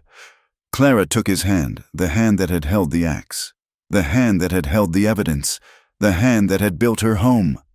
She pulled him toward the cabin. "Come inside," she said. Inside. The air was smoky but warm. The stove was still radiating heat. The back wall was black and charred, but the logs had held. The roof had held. Clara sat Thomas on the crate. She found a jar of salve in her chest, bear grease and herbs that Nell Crowley had given her. She rolled up his tattered sleeve. Her own bandaged hand was clumsy, but she was gentle. She applied the salve to his burn. Tomas hissed in a breath, but he did not pull away. He watched her face in the dim light of the lantern. He saw the soot on her cheek, the determination in her jaw, the way her lips trembled slightly. "You stood in front of the gun," Clara said softly, not looking up. "He would have killed you." "He was not going to shoot," Tomas said. "You did not know that." She looked up then, her eyes locking with his. "Why, Thomas, why risk your life? Why risk your people?" Thomas reached out with his uninjured hand. He touched the side of her face, his thumb brushing away a smudge of ash. His skin was rough, but his touch was reverent. "Because a man who watches a fire burn is already dead," he said. "And I'm tired of being dead. Clara." Clara leaned into his hand. She closed her eyes, a tear finally escaping, cutting a clean track through the soot on her cheek. "I thought I was building a cabin," she whispered. "I thought if I just had walls, I would be safe." "Walls are good," Tomas said, his thumb tracing her cheekbone. "But walls do not keep you warm." He leaned forward. The distance between them closed. It was not a sudden passion. It was a gravitational pull. Two survivors found the only other person in the world who spoke the same language of loss. He kissed her. It was a taste of smoke and salt and desperation. It was tentative at first, a question asked in the dark. Are we allowed this? Clara answered by gripping his coat, pulling him closer. She kissed him back with all the fire that had almost consumed her home. She kissed him like she was driving a nail, fixing him to this place, to this moment, to her. Outside, the first real snow of winter began to fall, covering the charred ground in a blanket of white, but inside the battered cabin, for the first time, there was no cold. There was only the heat of two people who had decided that the only way to survive the winter was to burn together. The snow came down in heavy, wet flakes, bandaging the scorched earth behind the cabin with a layer of pristine white. It had been 3 days since the fire, and while the flames were out, the heat in Willow Creek had not fully dissipated. It had simply changed forms, shifting from the roar of a bonfire to the simmering hiss of gossip. Caleb Rusk was a man of resources, and though his reputation had been singed, he was not easily extinguished. His lawyers from Tucson had arrived within 24 hours of his arrest, carrying leather briefcases and hushed threats. He was out on bail, pacing the floors of his large ranch house. And while he could no longer use kerosene, he could still use words. The rumors floated down from the saloon to the general store like ash. They said Clara Reed had lured the men there. They said she was running a house of ill repute in the wilderness. They said Thomas Yazzie was a violent savage who had tricked the sheriff. The town was sliced down the middle. There were those who had stood in the bucket line Ben Crowley, the young farmers who saw the truth.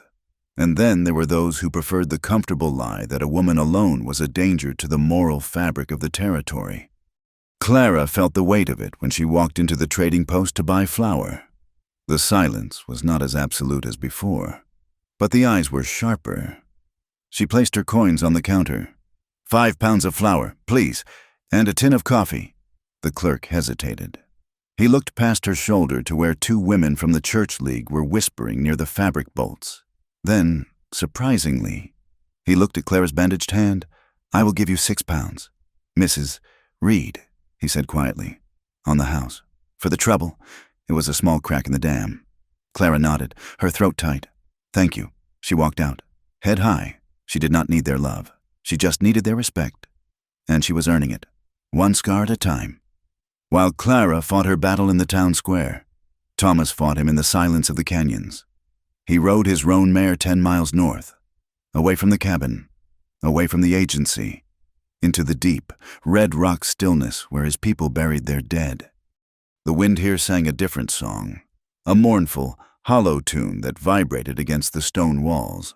He dismounted at the base of a twisted juniper tree. There was no headstone, just a cairn of river stones arranged in a circle. Beneath it lay Shima and their daughter. Thomas stood there for a long time. The snow dusted his shoulders, turning him into a part of the landscape. For 2 years, he had come here to apologize for being alive. He had carried his survival like a stolen object, something he had no right to keep. He touched the turquoise stone at his throat. It was cold against his skin. "I am building a house," he spoke aloud to the wind. "It is not a hogan. It is square, and the logs are heavy oak, but the fire inside is warm." He waited, half expecting the guilt to crush him, to tell him he was a traitor. But the wind just blew, scattering dry needles across the stones. "I thought I was guarding you by staying dead," Tomas continued, his voice rough. "But a ghost cannot protect anyone. A ghost cannot hold a roof up against the snow." He crouched down and placed a sprig of sage on the stones. "I am not forgetting," he whispered. "I am just waking up. I do not want it to be winter anymore." He stood up. The silence of the canyon did not feel empty anymore. It felt like permission. He turned his horse back toward the south, toward the valley, toward the woman who was waiting in the charred shell of a cabin. When Tomas arrived at the clearing, Clara was on the roof. She was struggling with a roll of heavy tar paper, trying to patch the section where the fire had eaten through the canvas. The wind was whipping her skirts, and her footing on the slick logs was precarious. "Get down!" Thomas called out, swinging out of his saddle before the horse had fully stopped. Clara looked down. Her face was pale, dark circles bruising the skin under her eyes, but her expression was fierce.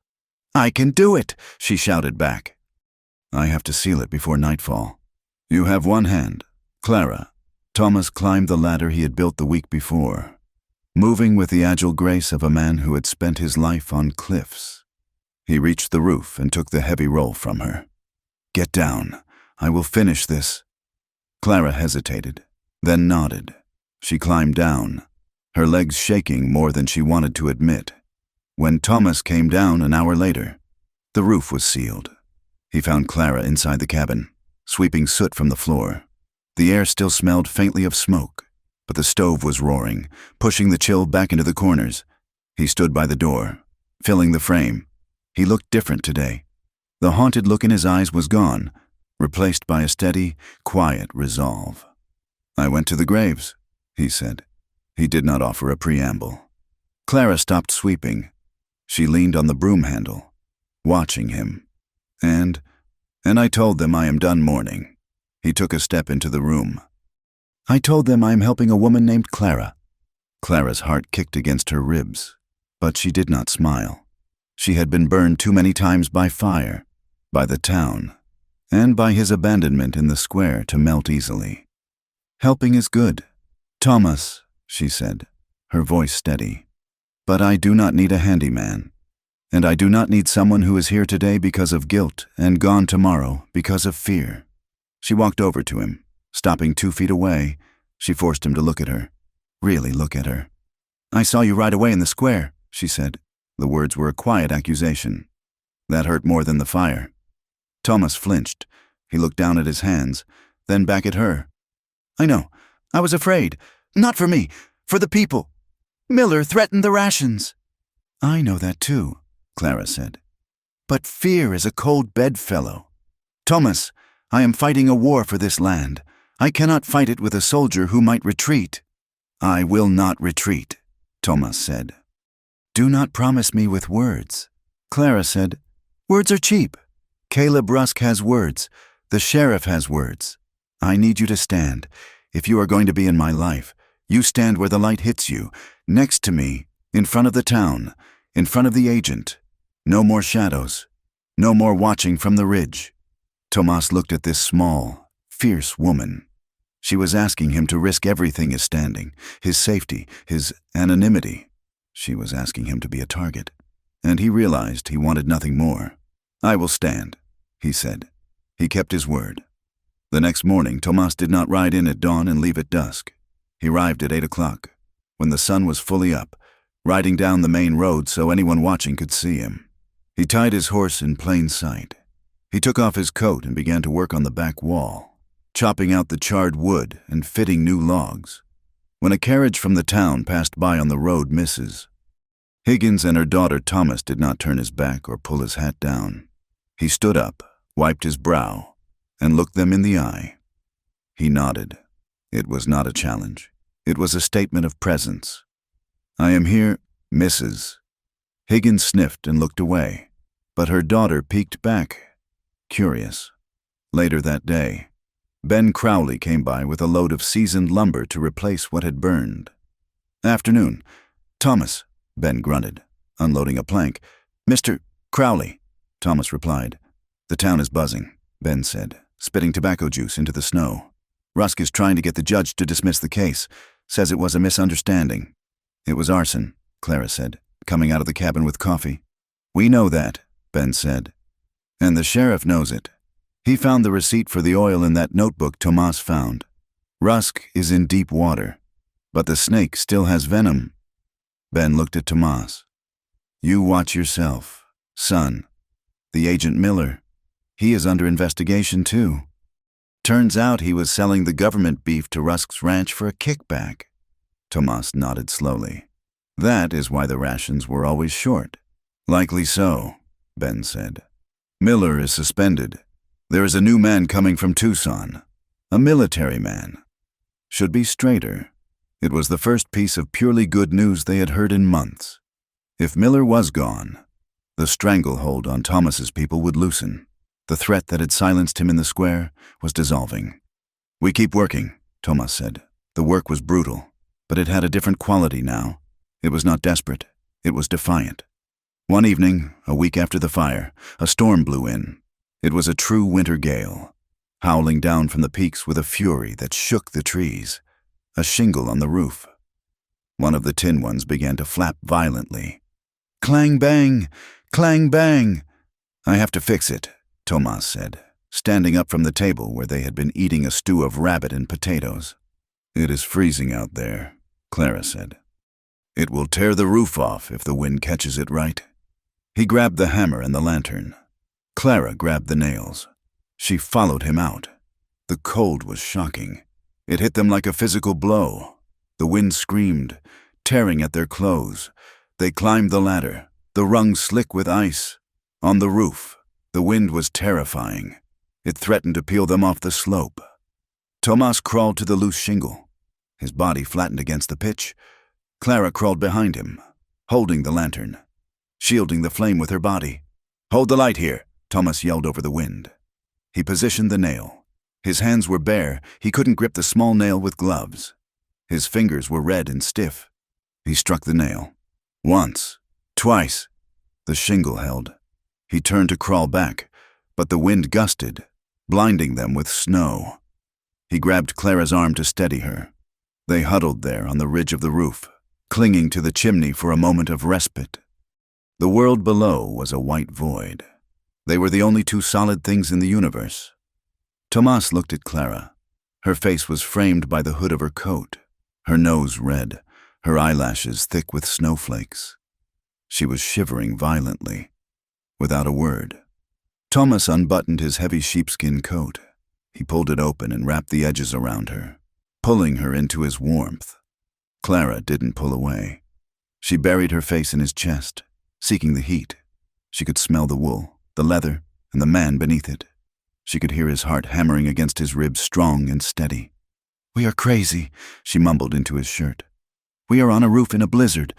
We are fixing the leak," Tomas said. His chin rested on the top of her head. He shifted slightly, lifting her chin with his cold fingers. The lantern light flickered, casting wild shadows across their faces. "Clara," he said.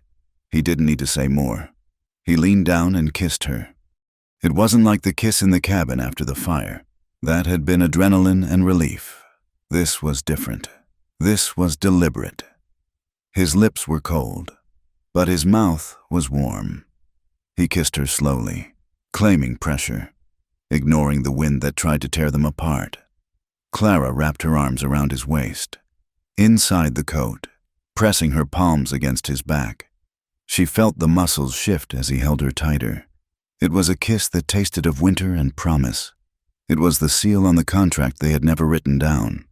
They stayed there for a long minute, sheltered in their own small tent of wool and bodies, while the storm raged around them. "Let's go down," Tomas whispered against her ear.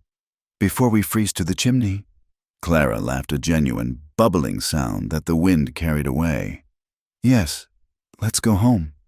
The weeks that followed brought a thaw, both in the weather and in the town. The investigation into Agent Miller blew the lid off the corruption in the territory. It turned out Rusk had been paying him to starve the Navajo into working his cattle for pennies. The scandal was the talk of the trading post. Suddenly, Tomas wasn't the savage anymore. He was the victim of a crooked bureaucrat. It was a narrative the townspeople could understand. It allowed them to change their minds about him without admitting they had been wrong about his character. On a Tuesday, Clara walked out of the church after dropping off a donation of firewood wood Tomas had cut. Mrs. Miller, no relation to the agent, but the formidable matriarch of the sewing circle, stopped her on the steps. "Mrs. Reed," the older woman said, adjusting her bonnet. "That is fine oak you brought." "It burns hot," Clara said, guarding herself. "My husband says the roof on your cabin held up against the gale last week." Mrs. Miller continued. "He says that is good workmanship. Not many men can corner a log like that." It was an olive branch, stiff and dry, but a branch nonetheless. "Thomas is a skilled builder," Clara said clearly. Mrs. Miller pursed her lips, then nodded once. "Well, winter is hard. We must take help where we find it. Good day, Mrs. Reed." Clara watched her go. It wasn't an invitation to tea, but it was an end to the shunning. By late November, the cabin was finished. It was not a palace. It was a square, sturdy structure of ponderosa pine and oak. The chinking between the logs was tight, sealed with the moss mixture Nell had recommended. The roof was solid, covered in tin and tar. The door hung straight on Ben Crowley's hinges. Inside, Clara had made it a home. There was a rag rug on the floor. A curtain of calico hung over the window. The shelves were stocked with jars of preserves. On the final day of construction, Thomas brought the last piece. He rode into the yard carrying a wooden object across his saddle. Clara came out to meet him. It was a table. He had made it from the leftover split cedar. It was sanded smooth, the legs sturdy and thick. "A house needs a table," Tomas said, carrying it inside. "To eat, to plan." He set it down in the center of the room. It transformed the space. It wasn't just a shelter anymore. It was a place where life happened. Clara ran her hand over the smooth wood. "It is beautiful. Tomas, "It is strong," he corrected. That evening, they cooked a meal together. Venison steaks seared on the stove and biscuits made with the flour from the new Honest Agent. They sat at the new table. The lantern cast a warm, golden glow over the wood. The wind outside was just a murmur, unable to penetrate the thick walls. They ate in a comfortable silence, the kind that only comes after long labor. When the meal was done, Thomas stood up. Usually, this was the time he would put on his coat. This was the time he would check the fire, nod to her, and walk out into the dark to ride back to his cold camp or the ridge. He walked to the door and looked out at the night. The stars were bright and hard. Clara sat at the table, her hands wrapped around her coffee cup. She watched him. She saw the hesitation in his shoulders. "The wind is low tonight," Tomas said. "The ride back will be easy." It was the script they had followed for weeks. He offered an exit. She accepted it. It was the proper way. Clara set her cup down. Clink. "Thomas," she said. He turned. "The horse is tired," she said, "and the lean-to has fresh straw." Thomas watched her. "The horse is fine, Clara." "Then stay for the rider," she said. Her voice was steady, stripped of all pretense. "I do not want you to go. Not tonight. Not because of the storm. Not because I am scared of Rusk. Just because I want you here." The clock on the mantel ticked. The fire popped. Tomas looked at the woman sitting at the table he had built, in the house he had raised, on the land he had defended. He looked at the empty space across from her. He realized he had been building this chair for himself all along. He walked back to the table. He did not sit down. He stood behind her chair and placed his hands on her shoulders. He felt the tension leave her body as she leaned back against him. "I will put the horse in the lean-to," he said quietly. Clara reached up and covered his hand with hers. Her fingers laced through his, warm and strong. "I will leave the door unlocked," she said. Thomas went out. He tended to the mare, rubbing her down with a handful of dry grass, whispering soft words in Navajo. He looked up at the ridge where he had stood so many times, watching a life he thought he couldn't have. He turned his back on the ridge. He walked back to the cabin. The windows were glowing squares of orange light in the darkness. Smoke curled lazily from the chimney, writing a message on the sky. He opened the heavy oak door. He stepped inside. And for the first time in 2 years, Thomas Yazzie closed the door at night and locked it from the inside. Spring did not arrive in the Arizona Territory with a fanfare of trumpets. It arrived with the sound of dripping water. For weeks, the icicles that had hung like daggers from the eaves of the cabin wept themselves into nothingness, feeding the earth that had been hard as iron for so long. By April of 1887, the valley had transformed. The gray and white palette of winter was gone, replaced by a riot of color that seemed almost violent in its intensity. The scrub oak turned a deep, glossy green. The meadows, once buried under 3 feet of snow, were now carpeted in Indian paintbrush and globe mallow, splashing crimson and oranges against the red dirt.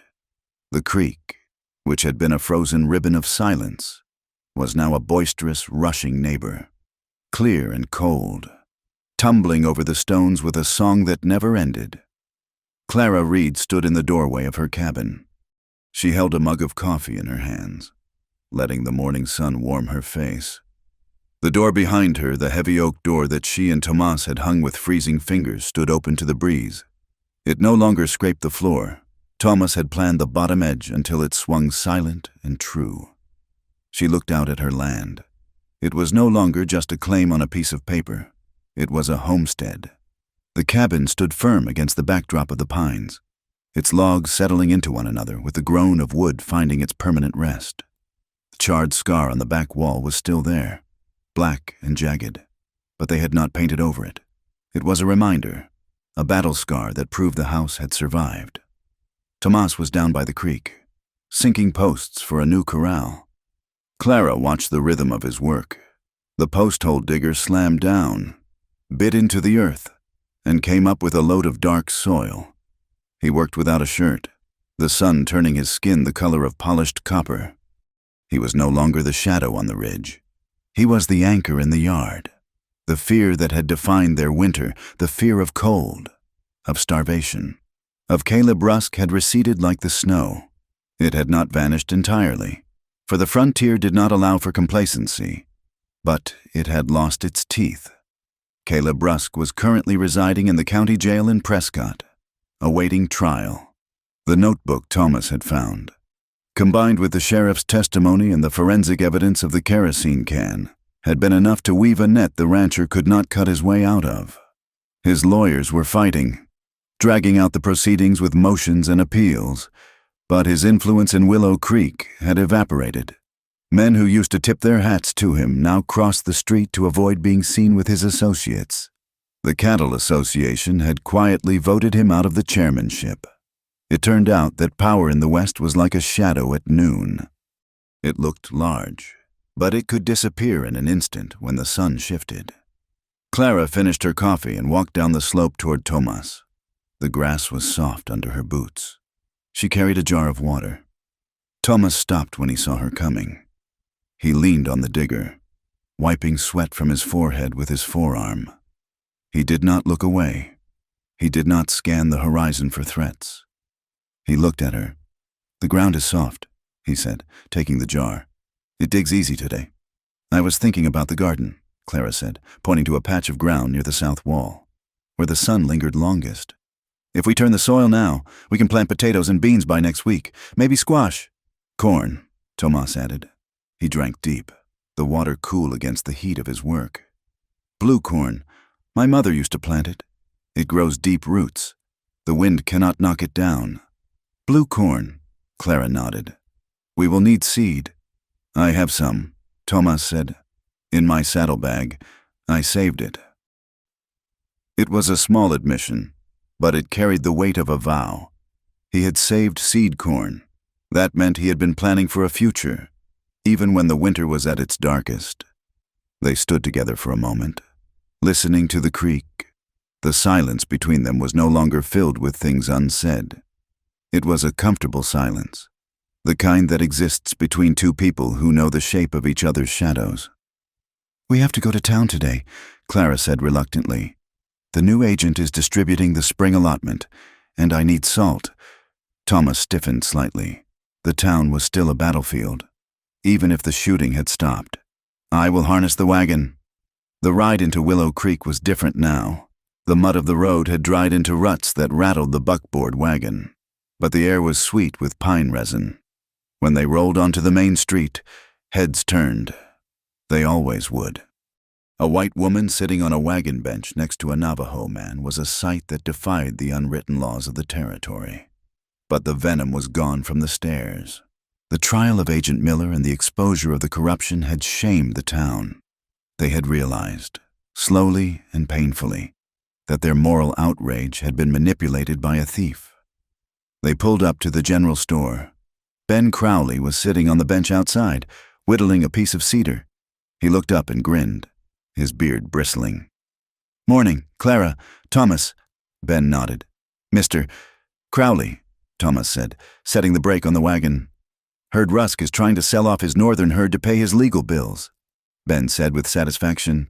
"Vultures are circling. The price of beef is going to drop." "Let it drop," Thomas said. "We eat venison." Ben laughed, a booming sound that startled a sleeping dog under the boardwalk. "That is the spirit. You two are going to the social club next week. The church is raising money for a new bell." Clara paused while climbing down. "I do not think we would be welcome." "Ben." "Times change, girl," Ben said, slicing a curl of wood. "Reverend Thomas no relation to you. Sonny was asking about you.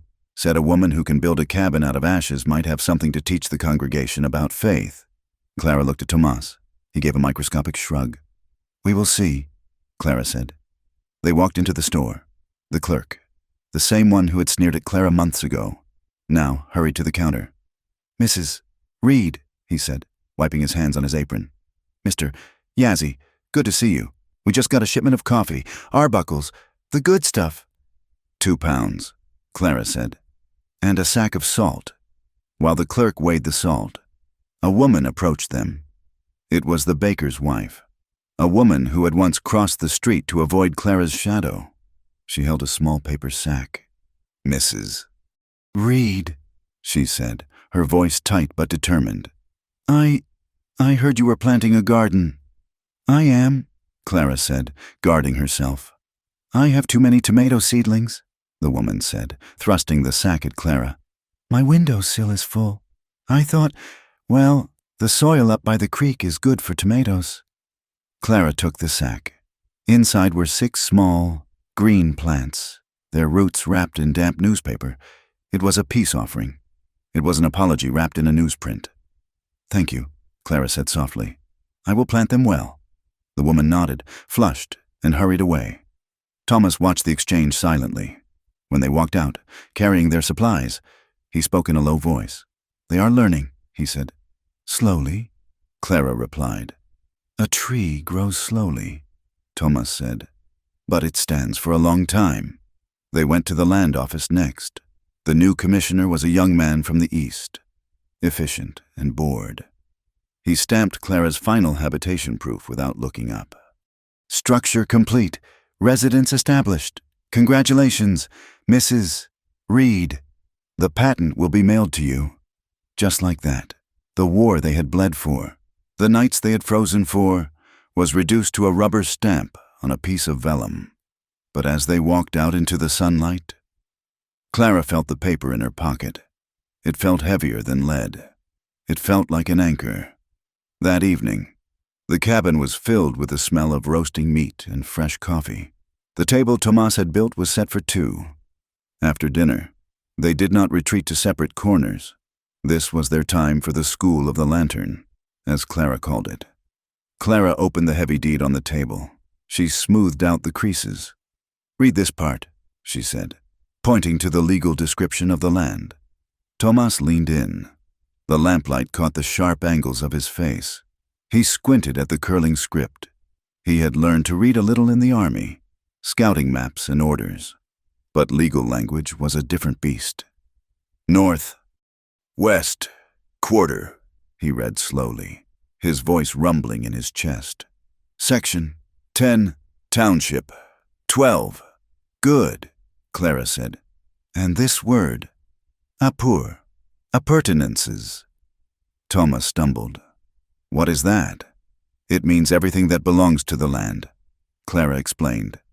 The trees, the water, the rocks, even the wind, I suppose. The wind belongs to no one, Thomas said, shaking his head. White men write funny words. Now you, Clara said. Thomas pushed the paper away. He picked up a spoon from the table. Biche, he said. Biche, Clara repeated, trying to mimic the sharp, breathy sound of the Navajo word. No, Thomas smiled.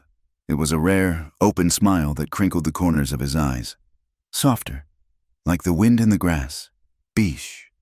Biche, Clara tried again. Better, Thomas said. He pointed to the fire in the stove. Co, Clara said. And this, Thomas said, tapping his own chest over his heart. Dine, the people, Clara translated. She knew that one. It means man, Thomas corrected gently. But it means us, the ones who are here. He reached across the table and took her hand. His thumb traced the lifeline on her palm. And this, he said, looking at the cabin walls, is Hugan. Home, Clara whispered. Home, Thomas agreed. Not just wood, a place where the heart sits down. He stood up and walked to the window. The moon was rising, painting the valley in silver. The ghost of the ridge was out there, the place where he had spent so many years watching life from a distance. I used to think, Thomas said, his back to her, that my heart was buried in the canyon, under the stones. Clara stood up and walked to him. She wrapped her arms around his waist from behind, resting her cheek against the broad muscles of his back. And now, she asked. Now, Thomas said, covering her hands with his. I think the heart grows back, like the grass after a fire. Life settled into a rhythm that was as demanding as it was rewarding. They built the corral. They planted the blue corn and the tomatoes. They rode out to check the boundaries, not with fear of Caleb Rusk, but with the pride of ownership. Thomas still went to the reservation to check on his family. He brought them venison and corn, but he always came back. And the community, seeing that he had not been struck down by lightning or the law, began to accept his choice. Auntie Hale even sent a woven blanket for the cabin, a rug with a pattern of mountains and rain. One evening in late May, they were sitting on the porch. Thomas had built a bench there, facing the sunset. The air was warm, filled with the buzzing of insects and the scent of sagebrush. Clara was mending a shirt.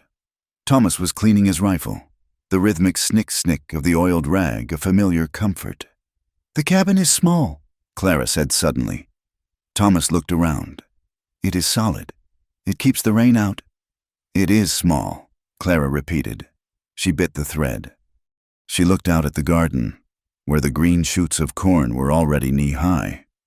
"If we are going to stay, if we are going to be a family, we might need more room." Thomas stopped cleaning the gun. He looked at her. He saw the flush on her cheeks that had nothing to do with the sunset.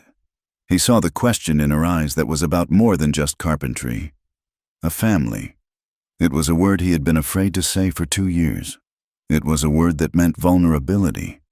It meant having something to lose again. But he looked at the woman sitting next to him.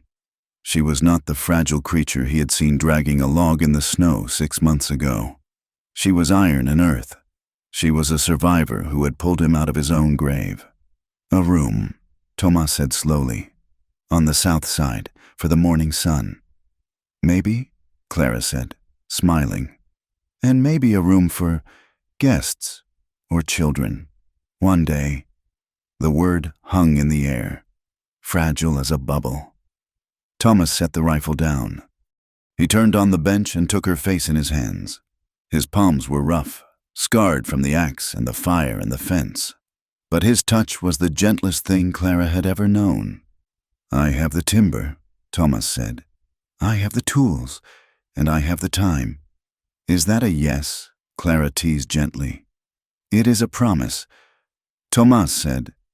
He leaned in and kissed her. It was not a desperate kiss, nor a hungry one. It was a kiss of belonging. It was the kiss of a man who had finally come down from the mountain and found a place where he didn't have to watch anymore. The sun dipped below the horizon, setting the sky on fire with streaks of violet and gold. The wind kicked up, but it was a warm wind, a spring zephyr that carried the promise of summer rain. Clara stood up and walked to the door of the cabin. She leaned against the frame, watching Thomas. He had walked out to the new fence line. He was checking a post that had shifted slightly in the soft ground. He placed his boot against it and shoved it straight, then tamped the dirt down around it. He felt her eyes on him. In the old days 6 months ago, he would have tensed. He would have felt the weight of being watched. He would have checked the perimeter for threats. But tonight, he just paused. He rested his hand on the rough wood of the fence post. He looked up at the cabin. He saw the smoke curling from the chimney. He saw the light of the lantern spilling out onto the porch. And he saw Clara, framed in the doorway, waiting for him. She wasn't holding a gun. She wasn't holding a tool. She was just standing there, her hand resting on her stomach, her face soft in the twilight. Thomas Yazzie, the warrior who had lost everything, the widower who had longed for a family he dared not name, did something he hadn't done in years. He smiled. It wasn't a guarded smile.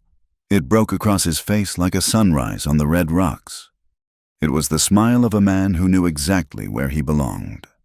He began to walk back up the slope, his gait loose and easy.